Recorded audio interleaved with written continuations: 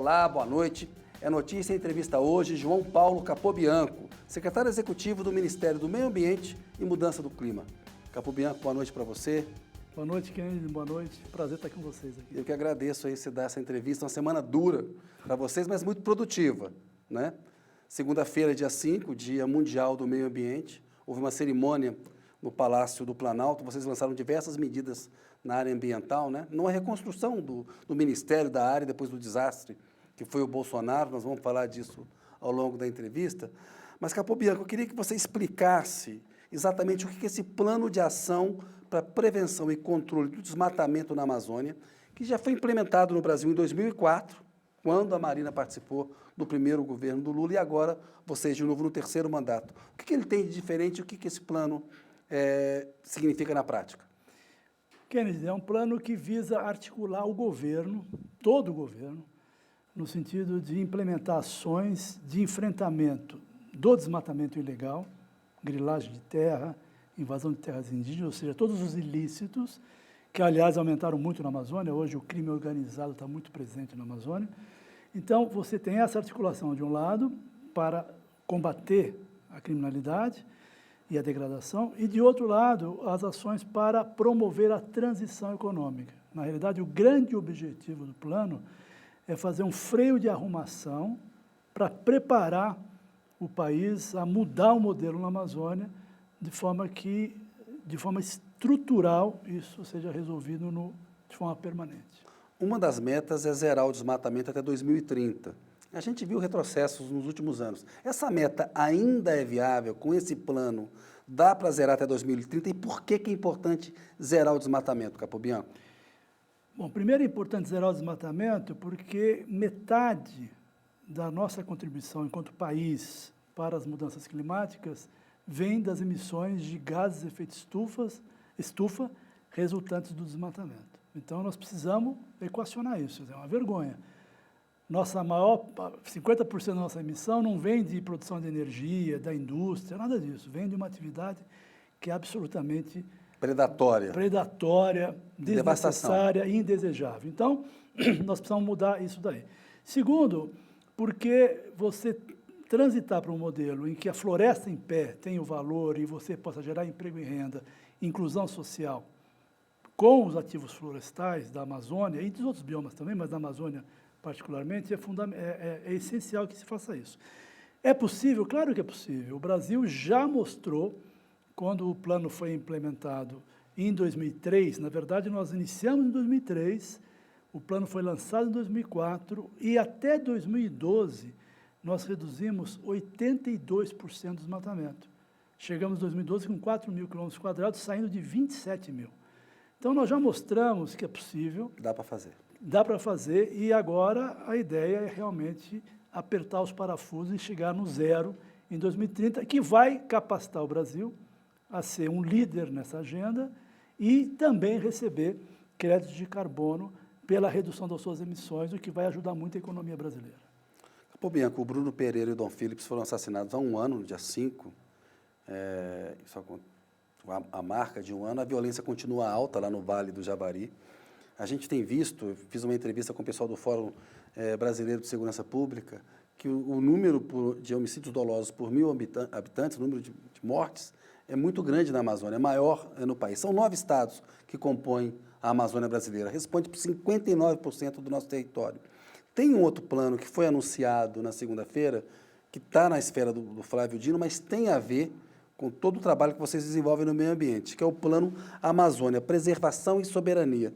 Do que trata esse plano e como, Capobianco, as Forças Armadas podem ter um papel dentro desse plano ou se elas vão ficar fora desse plano? Bom, primeiro, o plano do Ministério da Justiça, ele visa garantir a segurança pública. Esse é um fator excepcional e fundamental. Os próprios agentes do IBAMA, do Instituto Chico Mendes de Proteção da Biodiversidade, que operam na Amazônia, hoje enfrentam uma ameaça permanente, em função da falta de segurança pública, literalmente. Então, a Polícia Federal, junto com a Força de Segurança Nacional, junto com o Ministério da Defesa, está propondo esse plano que vai resgatar a capacidade do Estado brasileiro estar presente, garantindo a segurança pública do cidadão e também das próprias forças de segurança da área ambiental. Então, isso é importantíssimo. Ele está integrado ao plano, a Polícia Federal, o Ministério da Justiça, o Ministério da Defesa, a Força Nacional, todos fazem parte do Plano de Prevenção e Controle do Desmatamento da Amazônia, e isso vai trazer, certamente, muito mais segurança de operação. Isso é central. Tem um papel para as Forças Armadas, porque, constitucionalmente, e a legislação prevê, que na zona de fronteira, até 150 quilômetros, elas podem ter um papel de segurança pública, né? Tabatinga, por exemplo, tem uma fronteira tríplice ali, Brasil, Colômbia e Peru. É uma porta de entrada para drogas e isso estimula violência e crime organizado na região. A Marinha tem mais embarcações, por exemplo, do que a Secretaria de Segurança Pública. É importante, na discussão desse plano, que haja um papel para as Forças Armadas, ô Capobianco? Há um papel, as Forças Armadas participam do processo via o Ministério da Defesa, e as Forças Armadas sempre foram muito importantes na garantia, inclusive, da parte operacional, da infraestrutura da ação. Nós tivemos ações muito importantes no passado, nesse período em que o plano reduziu o desmatamento em 82%, onde o Exército, a Marinha e a Aeronáutica deram todo o apoio e o suporte para a operação das forças ambientais. Porque tem casos muito interessantes. Por exemplo, o IBAMA chega numa determinada região e encontra lá 5 mil metros cúbicos de madeira extraída ilegalmente. Como ele faz com essa madeira? Ele não tem capacidade de retirar essa madeira, ele não tem como transportar isso para colocar isso em local adequado. Antes da entrada das Forças Armadas no plano, o que o IBAMA fazia? Ele declarava o próprio desmatador o fiel depositário, ou seja, ele tinha que guardar aquela madeira, proteger aquela madeira, ele não podia fazer uso dela. Evidentemente que quando o IBAMA virava as costas, aquele sujeito vendia, a madeira sumia e ele tinha toda a renda da ilegalidade. Com a participação das Forças Armadas, muitas dessas grandes quantidades de produtos do ilícito nós conseguimos retirar das áreas e colocar, aí sim, guardadas em segurança, inclusive utilizando para leilões ou para doação para serviços sociais, para prefeituras, estados fazerem obras assistenciais e construir escolas, etc. Então, as Forças Armadas têm um papel importantíssimo para garantir toda a infraestrutura das operações e a segurança também dos agentes da fiscalização ambiental. A Amazônia é formada por 6 países, Brasil, Peru, Bolívia, Equador, Colômbia e Venezuela. Mas 60% da floresta está no Brasil, parcela maior está com a gente. Agora, o Lula tem falado de que é necessário que a política de preservação para a Amazônia tenha que ser integrada com os demais países. Explica, parece meio óbvio, mas por que é importante fazer essa integração? Bom, primeiro, porque meio ambiente não tem fronteira, né? A Amazônia está espalhada na região. Você pega o caso, por exemplo, do Acre, só um exemplo assim para quem está nos assistindo entender. Os impactos do desmatamento na Bolívia afetam o Acre. As grandes enchentes decorrem de ações que ocorrem fora do Brasil, inclusive, não só fora do Acre, mas fora do Brasil. Então, você tem primeiro essa questão da gestão ambiental. Não adianta nada nós protegermos a Amazônia no Brasil e ela ser totalmente degradada fora do Brasil, os impactos serão tremendos, a perda de biodiversidade será tremenda. Esse é um ponto. Um outro ponto, que é muito importante, é o fato de que o crime organizado também se beneficia dessas fronteiras. Foge da fiscalização de um país ou de outro, depende de qual país está sendo mais ativo, e ao pular a fronteira, ele passa a ser protegido, digamos assim, da ação mais forte do Estado. Portanto, a gente tem visto fuga agora de garimpeiros da terra Yanomami para a Venezuela. Exatamente. Né? E já ocorreu o inverso em alguns outros momentos. Quando o governo foi menos rigoroso no controle do garimpo, no governo passado, por exemplo, ocorreu o inverso. Né? Então, a gestão do conjunto do território é fundamental. E, para isso, existe uma organização pouco conhecida, que é a OTCA, que é a Organização do Tratado de Cooperação Amazônica, que é uma organização que foi constituída por todos os países amazônicos, que tem justamente a responsabilidade, a atribuição de organizar a ação integrada. A OTCA sempre foi muito pouco valorizada. Mas nos últimos anos ela conseguiu ganhar mais tração e o governo do presidente Lula pretende reforçar muito a OTCA. A sede é no Brasil, inclusive aqui em Brasília. Então, ela tem uma capacidade de articular as ações, de promover os encontros, promover a integração, e nós vamos agora, com a OTCA, a partir de uma provocação, de uma demanda do presidente Lula, vamos realizar a Cúpula da Amazônia em Belém, em agosto desse ano. Nessa cúpula, todos os chefes de Estado de países amazônicos estarão presentes, e a ideia é aprovar uma plataforma de ação, um conjunto de medidas que possam acelerar a integração, a cooperação, a troca de experiências para a gente ter uma ação mais consistente em relação ao bioma.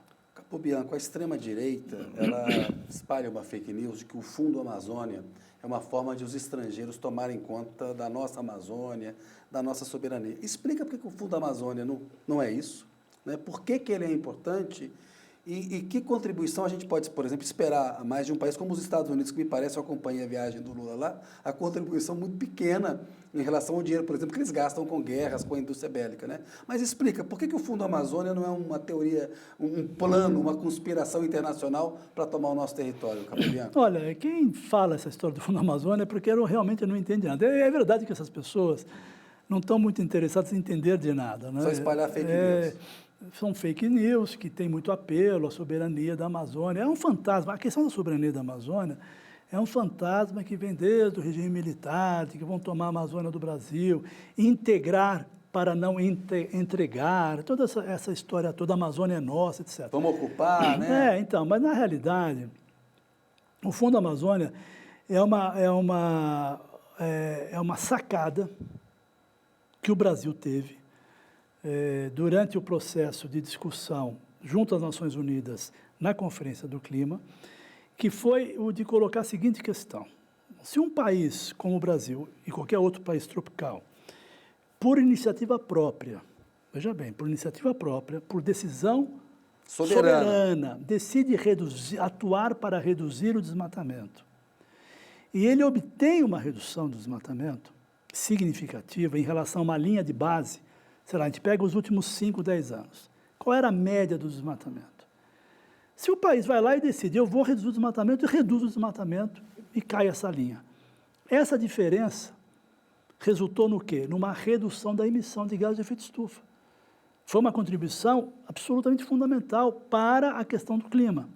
Então, é justo que esse país receba uma contribuição da comunidade internacional pelo mérito de ter reduzido o desmatamento e as emissões, e para que possa continuar atuando na redução do desmatamento e das emissões. Que beneficia todo o planeta. Portanto, é uma decisão absolutamente autônoma do país. Foi uma decisão do governo brasileiro, 100% soberana do governo brasileiro, que ao reduzir 82% do desmatamento, gerou um potencial de crédito de 20 bilhões de dólares.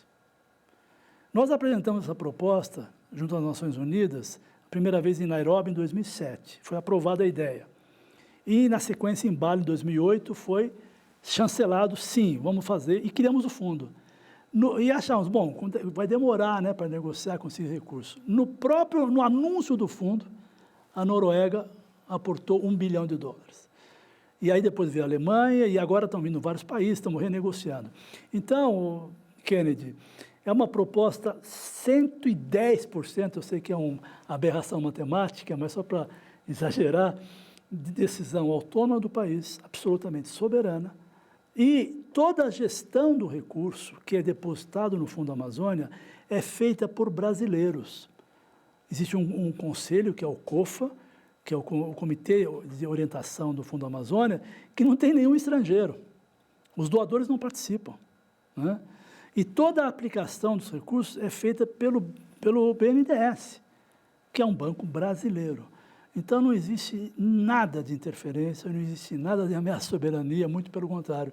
O que existe é uma recompensa pelo feito que o Brasil realizou por iniciativa própria. A contribuição americana pode ser maior? Deve ser maior? Deveria ser muito maior, né? A contribuição americana deveria ser muito maior pelo potencial que o país possui. Nós ainda não tivemos essa oportunidade. Os Estados Unidos já sinalizou concretamente com 50 milhões de dólares e agora com a possibilidade de 500 milhões de dólares. É um valor bastante significativo, né? E a gente espera que se concretize. Mas, enquanto isso, a Alemanha já anunciou cerca de 200 milhões de euros, o Reino Unido 80 milhões de libras, e as coisas vão crescendo. Recentemente, a Suíça manifestou interesse em colaborar. Nós temos outros países manifestando interesse já em negociação. E é interessante perceber o seguinte, olhem só, no período em que o governo anterior exerceu a sua atividade, não veio nenhum recurso para o Brasil. Quer dizer, os primeiros recursos vieram na gestão passada, quando o fundo foi criado, aí se interrompeu durante todo esse período e voltaram agora a serem depositados ou anunciados com a retomada do Plano de Prevenção e Controle do Desmatamento da Amazônia. A Amazônia tem 28 milhões de habitantes, 13% da população brasileira. Quando a gente fala em oferecer um modelo de desenvolvimento econômico sustentável, o que é isso exatamente? Por exemplo, garimpo. Tem forma de um garimpo ser sustentável? É possível esse tipo de atividade na Amazônia ou a gente tem que evitar esse tipo de atividade lá? Aí é um pouco da questão do pensamento para o futuro. A gente sempre diz o seguinte, né? O nosso desafio, principalmente do poder público, que está com a responsabilidade de apresentar um planejamento estratégico para o país, a gente sempre tem que olhar onde a bola vai estar, né? Qual é, de fato... Ponto futuro. O que está no futuro, né? O que a sociedade humana sinaliza, né? A sociedade humana sinaliza por produtos da natureza, produzidos de forma sustentável, com altíssimo valor agregado, que beneficie as comunidades locais, a população local, né? Que valorize a diversidade biológica, que valorize a diversidade étnica e cultural.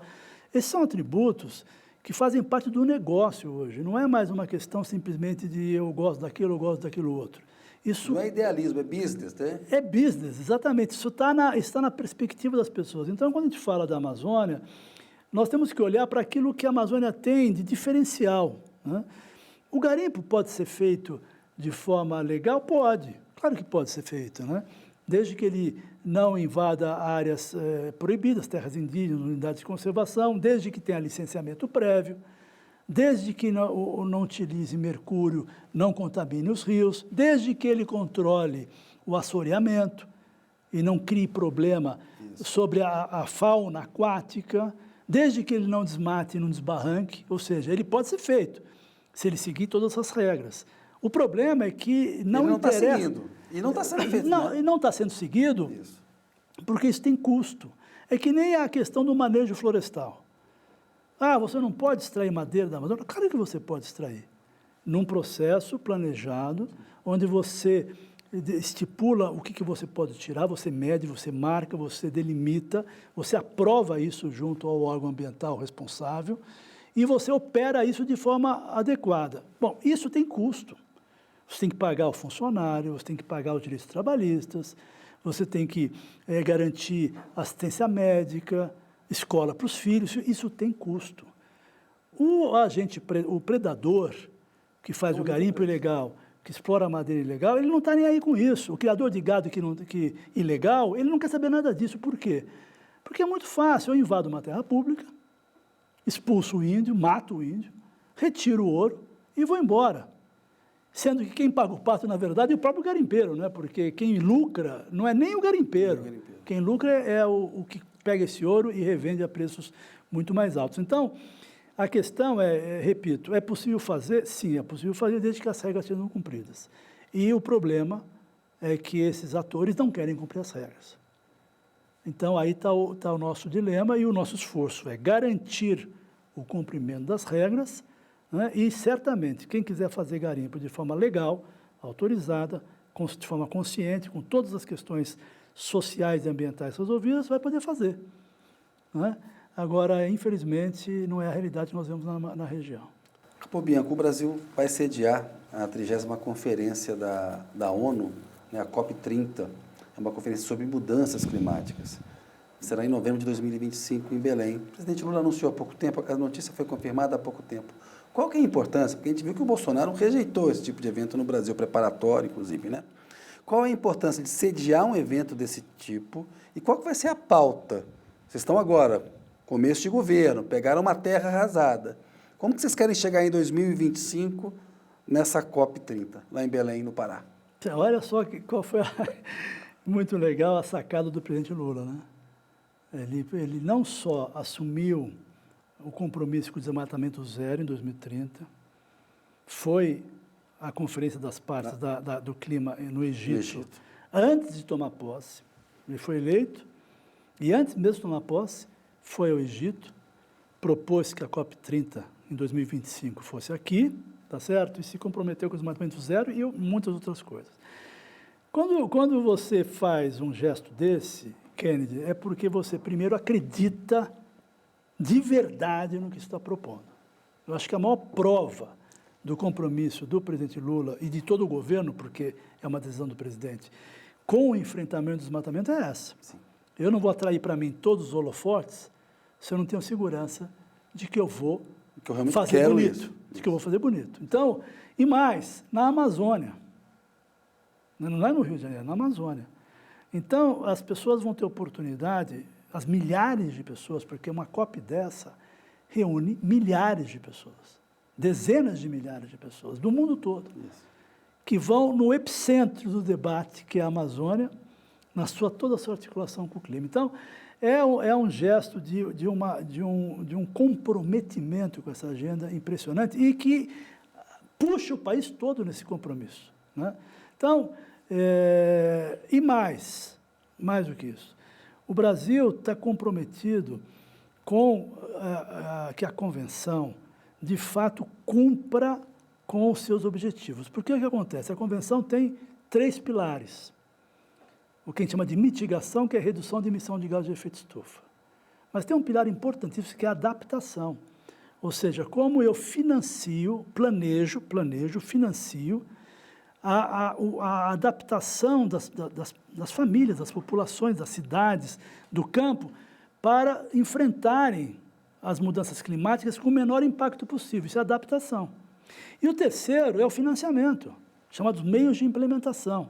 Eu preciso financiar os países menos desenvolvidos, que são os menores responsáveis, os menos responsáveis pelas emissões, porque não emitiram, não são desenvolvidos, mas, via de regra, são os que estão pagando o maior preço, com as enchentes incríveis. Então, quando você faz uma conferência dessa num país como o Brasil, e você coloca na pauta o seguinte, olha, mitigação é muito importante, vamos atuar, mas a Convenção é obrigada a investir em adaptação, e os países em desenvolvimento precisam de recursos para adaptação, precisam de tecnologia para adaptação. Então, nós temos que investir nisso. E mais, temos que garantir o financiamento. Tudo que foi prometido de financiamento para o enfrentamento não está sendo investido. Cadê o recurso? Então, o Brasil vai ter um papel duplo. Vai poder mostrar que é possível investir firme na redução do desmatamento, dando uma grande contribuição para o clima, e, ao mesmo tempo, vai poder, politicamente, reforçar a questão cobrar os investimentos reais em adaptação e financiamento. O Capobianco, tem um tema que despertou bastante controvérsia recente, que é o IBAMA negou um parecer para Petrobras extrair petróleo na foz do Amazônia. O que os críticos dizem?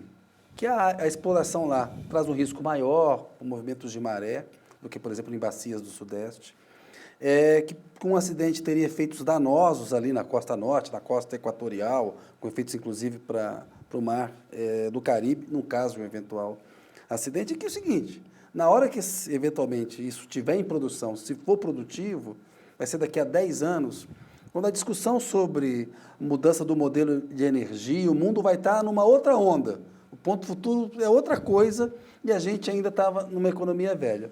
Os que defendem dizem o seguinte, olha, é uma oportunidade de essa região se desenvolver. Ela também tem um direito de se desenvolver como outras se desenvolveram, né? Como é que você vê, como é que o IBAMA, o Ministério do Ambiente, você, a ministra Marina Silva, veem esse pleito da Petrobras que quer reapresentar um projeto para tentar extrair petróleo nessa área? Kennedy, aí são eu tenho uma posição como ambientalista e tenho uma posição hoje como secretário executivo do Ministério do Meio Ambiente. Como secretário executivo do Ministério do Meio Ambiente, que tem funções muito claramente definidas e responsabilidades muito estabelecidas na legislação, etc., a nossa posição diz respeito à viabilidade ambiental daquela licença específica, ou seja, a Petrobras solicitou a perfuração de um poço próxima à Foz do Amazonas, naquela macro-região, digamos assim, e as garantias que a Petrobras ofereceu para assegurar que aquela exploração era segura não foram suficientes. Portanto, tecnicamente não dava para fazer. O que o IBAMA fez foi dizer o seguinte, olha, do jeito que foi apresentado, com as informações anexadas, com os dados disponibilizados, não é possível autorizar. Ponto. Então, não tem nada a ver com a exploração de petróleo do ponto de vista macro, digamos assim, do ponto de vista de perspectiva para o futuro. Tem a ver com o licenciamento de uma ação. De um projeto específico. Agora, essa questão da exploração de petróleo do Brasil abriu uma nova frente de exploração, porque o que nós vamos fazer é isso. Nós vamos sair de uma região, na região Bacia de Santos, toda a região do pré-sal, Rio de Janeiro, São Paulo, aquela região sul-sudeste, e vamos migrar para uma outra região. Essa questão, se isso é, do ponto de vista estratégico, algo que o Brasil deve fazer, isso é uma discussão que cabe ao Conselho Nacional de Política Energética, que cabe ao centro do governo, que cabe ao presidente da República, tá certo? E nesse espaço, o Ministério faz parte desse espaço de debate e o Ministério vai colocar as suas opiniões. Mas o que está em jogo agora é importante deixar claro, não é uma vedação à exploração de petróleo, de forma alguma. O que aconteceu aqui foi a negativa de uma licença que não era viável naquele momento. A Petrobras, como qualquer outro agente, qualquer outro interessado, público ou privado, pode apresentar novos estudos, pode pleitear novamente. O IBAMA vai analisar isso novamente e vai dar uma resposta, entende? Então, é um processo normal do licenciamento. Agora, um país que tem o potencial de global, né? Potência climática que o Brasil tem. Se a decisão estratégica como país for abrir essa nova fronteira aí, de extração, isso não tira a credibilidade do discurso para ser esse líder ambiental no mundo? Eu acho que o que capacita o Brasil a ser líder ambiental é, de fato, o que ele vai fazer com as suas emissões, né?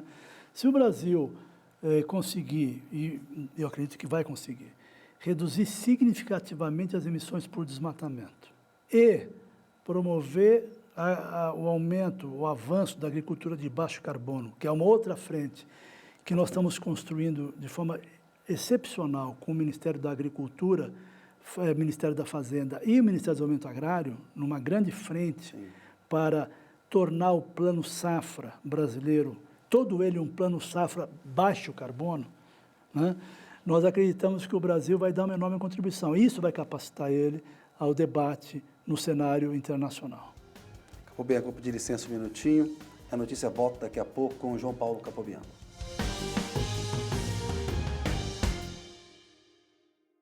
Olá, a notícia está de volta com o João Paulo Capobianco, secretário executivo do Ministério do Meio Ambiente e Mudança do Clima.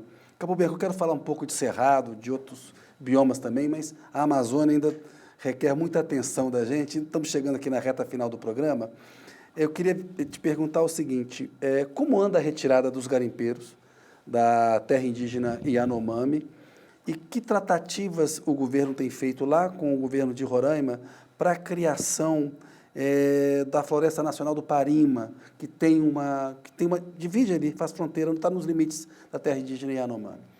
Olha, Kennedy, nós estamos muito avançados, fizemos ali um trabalho integrado de governo muito intenso no território Yanomami. O IBAMA construiu 2 barreiras, fechando o acesso por rio no território. Isso foi fundamental, porque nós passamos a fiscalizar de forma permanente, 24 horas por dia, 7 dias por semana, tudo que sobe, tudo que desce. Não entra nada que seja para estimular garimpo, combustível, equipamentos, nada. Só entra alimentos e assistência para quem está lá ainda e não saiu ainda. E só saem as pessoas, não sai ouro, não sai nenhum produto extraído ilegalmente do território Yanomami, portanto, nós estamos cortando o lucro, né, dessa atividade. Isso está sendo muito eficiente. O governo tem também, junto ao IBAMA e todas as forças de segurança, Polícia Federal Rodoviária, Força Nacional, todas as Forças Armadas estão conseguindo bloquear o acesso aéreo. Nós estamos destruindo os equipamentos que promovem, que viabilizam esse acesso, destruindo helicópteros, aviões, ou seja, a ação é extremamente forte e o resultado tem sido muito positivo.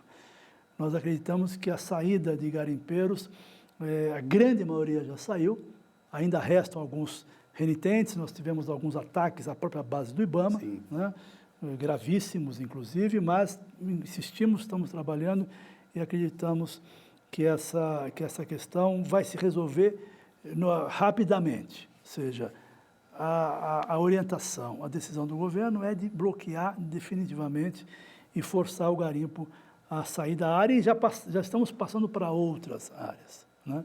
Então, esse é um ponto absolutamente garantido e nós estamos muito otimistas com os resultados obtidos até agora. A questão da Floresta Nacional do Parim, a relação com o Roraima, que é sempre complicada. Nós estamos discutindo com o governador de Roraima, já tivemos com ele, a ministra já tivemos audiência, a ministra já teve com ele. O governador, digamos, ainda tem uma posição resistente à criação de novas unidades de conservação, né? Ele alega que o Estado, a maior parte do Estado já é terra indígena, já está cheio de unidades de conservação, que a parte que ele chama de útil, né? Que é uma contradição, né? Mas ele diz assim... E aproveitar a vocação do Estado. É muito pequena, onde ele pode plantar, onde a população pode plantar e criar gado e tal, é muito pequena frente à dimensão do Estado. E nós estamos explicando para ele ao contrário, que o grande ativo do Estado é justamente esse patrimônio natural e essas características que o Estado tem. Nós estivemos sobrevoando Roraima, fomos ao território Yanomami, uma visita com a ministra Marina Silva, e é impressionante, você vai de helicóptero e de repente você está indo, desmatamento, tal, de repente vira um mar de floresta. Isso é uma coisa assim, no horizonte. Aí é assim, reserva indígena. É a terra Yanomami, é uma coisa assim, absolutamente espetacular, né? E as unidades de conservação formam um cinturão de proteção. Então, nós estamos trabalhando com isso, não conseguimos ainda, nós gostaríamos que o presidente tivesse assinado o decreto já no dia 5, não assinou, nós vamos ter essa criação, mas houve a decisão de conversar um pouco mais com o governador para buscar atrair. Nós estamos fazendo um esforço, isso é muito importante, o presidente tem insistido muito nisso, e nós também estamos insistindo, de trabalhar com os estados. Sabe, nós queremos parceria com os estados. Não adianta nada o governo federal ir lá impor e fiscalizar e fazer uma, digamos, de cima para baixo e tal. Em alguns momentos nós vamos ter que fazer isso. Em alguns momentos não vai ter escapatória, como, por exemplo, essa da desintrusão do território Yanomami. Não vamos esperar fazer acordos regionais por uma questão que é literalmente de vida ou morte, de proteção. O genocídio estava em curso. Né? Exatamente. Então, ali não tem conversa, mas... Nós estamos construindo parcerias, sabe, Kennedy? Por exemplo, com o Estado do Pará, que sempre foi um Estado que nós tivemos dificuldade, nós estamos construindo, a ministra Marina e o governador Helder Barbalho assinaram é uma coisa inédita, assinaram uma portaria conjunta, federal e estadual, os dois assinando juntos, criando grupos de trabalho para planejar a fiscalização, para ajustar os dados do cadastro ambiental rural, para fazer apreensão de gado em áreas embargadas. Trabalho conjunto. Estamos fazendo o mesmo caso, agora estamos desenvolvendo com o Mato Grosso, com o Amazonas. Estamos discutindo as unidades de conservação, buscando entender as resistências do Estado, mostrando as vantagens. Ou seja, nós criamos uma agenda positiva com os estados e estamos construindo, estamos super animados que isso vai avançar e vai permitir mais segurança nas nossas ações daqui para frente. Na fase da transição, houve uma discussão sobre a criação da autoridade climática. Como é que está esse debate? Esse cronograma vai sair, está parado? Nós estamos trabalhando nisso, são várias frentes, né? Na realidade, são tantas iniciativas, você falou do dia 5. No dia 5, nós tivemos que recuperar tudo aquilo que foi parado no governo anterior. Nós tivemos que recriar a Comissão Interministerial do Clima, que estava totalmente desmantelada, que é a comissão do governo federal para implementar as ações de redução das emissões e adaptação. Nós tivemos que retomar o CONARED, que é a comissão que estuda a questão dos créditos de carbono para a proteção da floresta em pé, que é fundamental para o Brasil.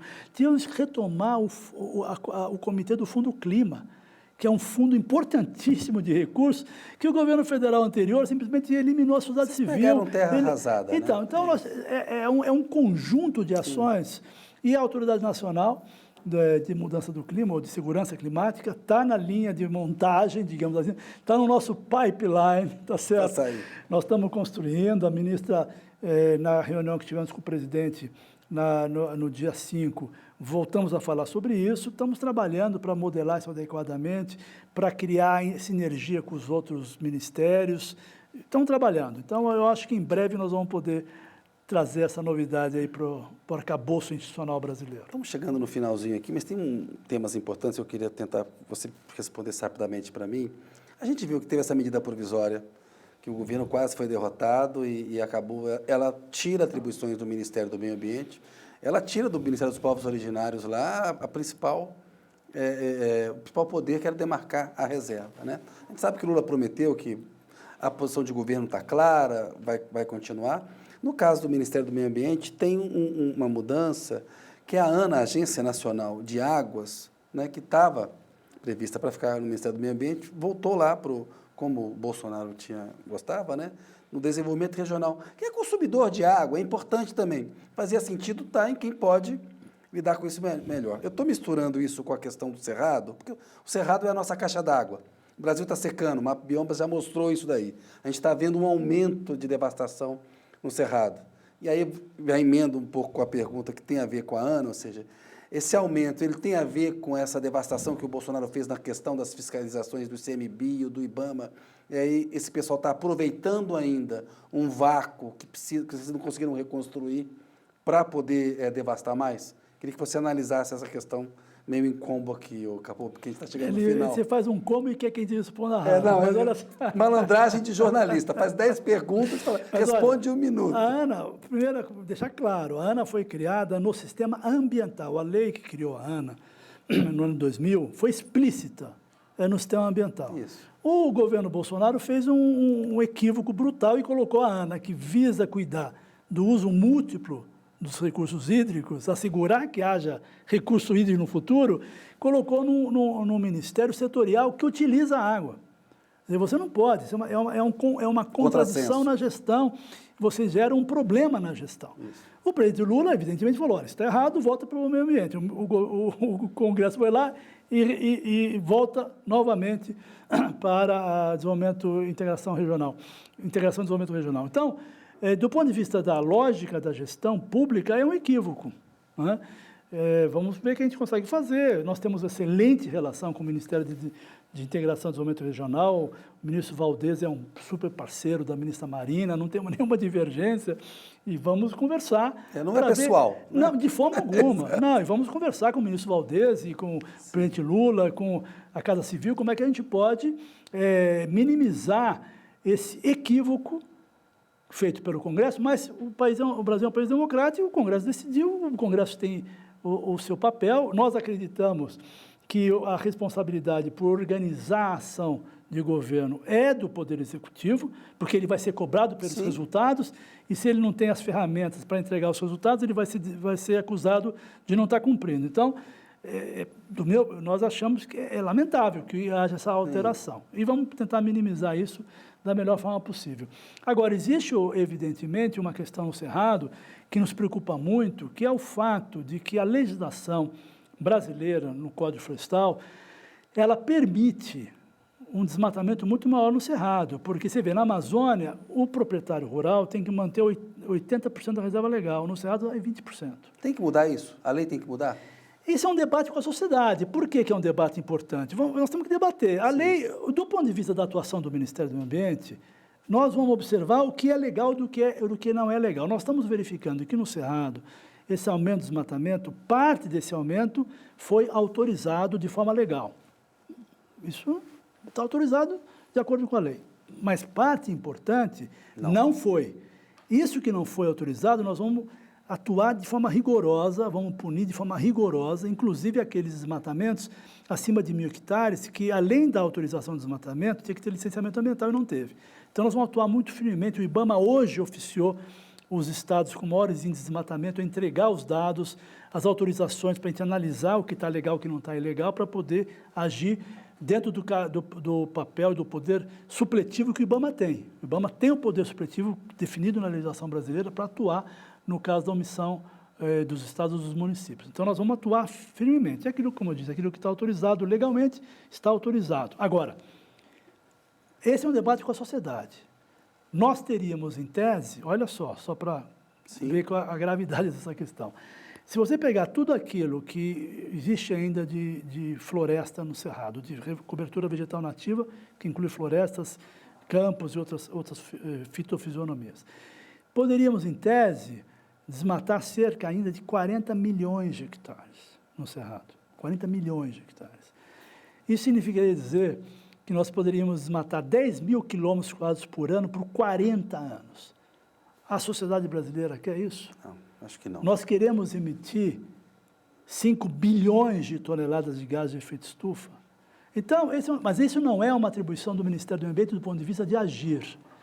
É uma atribuição nossa no ponto de vista de propor o debate. Eu espero que a sociedade tome a decisão correta. Ela vai depender da sociedade e do Congresso Nacional. Acabou, eu queria ter mais um programa para falar com você sobre isso e podemos voltar a marcar, porque acho o assunto importante demais, é uma prioridade para o jornalismo aqui. Estou à disposição, acho fundamental. Entrevista muito boa, muito esclarecedora. Chegamos aqui na reta final, tem um pinga-fogo, te peço que você responda em poucas palavras. Bora lá. Getúlio Vargas. Ele iniciou a marcha para o oeste, visava integrar a Amazônia, mas teve algumas consequências, né? Juscelino Kubitschek. Foi um visionário, Brasília, 5 anos em 1, 4 anos em 1. 50 anos em 5. 50... Tudo bem. 50 anos em 5, fez todo o seu esforço, iniciou Belém, Brasília, então, de fato, foi um visionário. Jânio Quadros. Olha, um polêmico, um individualista, um caricato, mas criou o Parque Nacional do Xingu. Uma contribuição inestimável para todos nós. Olha aí, você trazendo uma boa lembrança do Jânio. João Goulart. João Goulart foi uma pessoa extremamente inovadora, mas que infelizmente não conseguiu reunir as forças e fazer o acordo necessário para colocar o Brasil no outro patamar e acabou gerando todas as consequências que nós conhecemos, infelizmente. Ditadura militar de 64. Foi um desastre, né?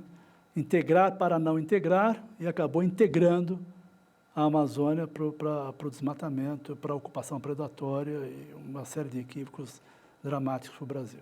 Tancredo Neves. Foi uma pessoa que não conseguiu, né? Uma pena. Uma pessoa democrática, um democrata nato, com uma série de perspectivas positivas, mas que, infelizmente, Deus não deu a ele a oportunidade de exercer o papel que ele poderia ter exercido. José Sarney.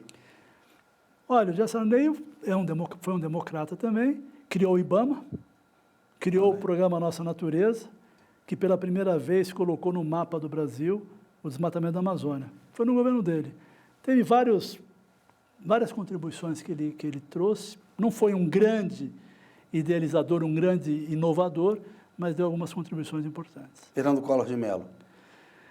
Aquela figura que criou todos os nossos problemas que nós conhecemos, todos os erros cometidos, mas criou o território Yanomami, fechou a área experimental da Serra do Cachimbo e cancelou os incentivos fiscais na Amazônia que financiavam o desmatamento. Então, você vê como, na área ambiental, até que ele deu umas bolas dentro. Pinga-fogo tá bom com você, tá trazendo coisa nova. Itamar Franco. Itamar Franco fez uma transição incrível, né? Ninguém esperava, surpreendeu, né? E ele assinou o Decreto 750, que pôs fim ao desmatamento predatório na Amazônia. Foi uma conquista enorme do Estado brasileiro, que permitiu revirar, ou melhor, virar o jogo na Mata Atlântica. Então, temos boas memórias dele. Fernando Henrique Cardoso. Uma liderança importantíssima, democrata, construiu várias questões, avançou muito na área ambiental, criou o Fórum Brasileiro de Mudança do Clima, inovou em várias áreas. Tinha uma visão muito liberalizante da economia, com as suas consequências, mas implementou o Plano Real e consolidou a transição econômica, garantiu estabilidade econômica, e na área ambiental fez coisas importantes. Por exemplo, aumentou a reserva legal na Amazônia de 50% para 80%, enfrentando um Congresso totalmente contrário. Foi um bom resultado. Boa lição do FHC. Dilma Rousseff. Dilma Rousseff foi uma pessoa super íntegra, super dedicada, mas que, infelizmente, na área ambiental não sacava. Ela não tinha essa percepção da importância da área ambiental, e na gestão dela muitas coisas foram sendo, digamos, tiveram descontinuidade na área ambiental, e o desmatamento da Amazônia voltou a crescer no governo dela.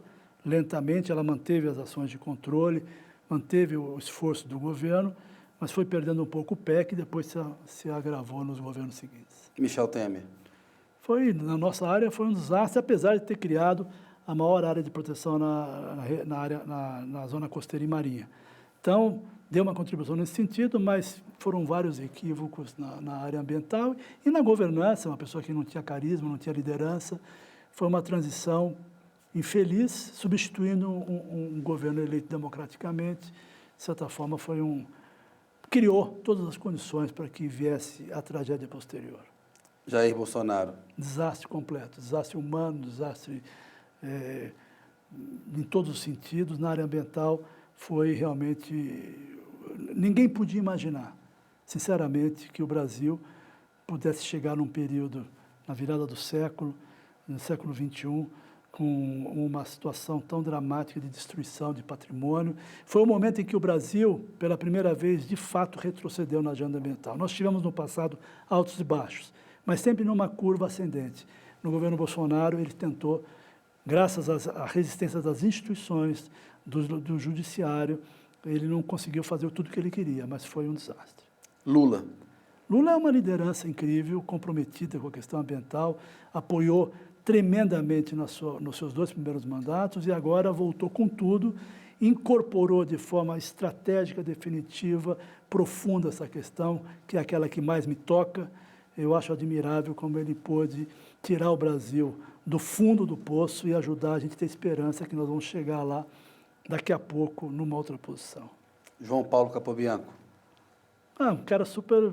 Tem uma sorte de ter uma mulher maravilhosa, a Luciana, ter 6 filhos incríveis, 3 netos maravilhosos, que acha que a natureza é linda ainda e que fez a loucura de voltar para o governo para tentar ajudar a Marina Silva a avançar na agenda socioambiental.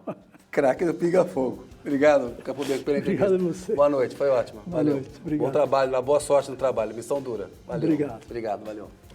A notícia volta na semana que vem. Agradeço muito a sua audiência. Boa noite.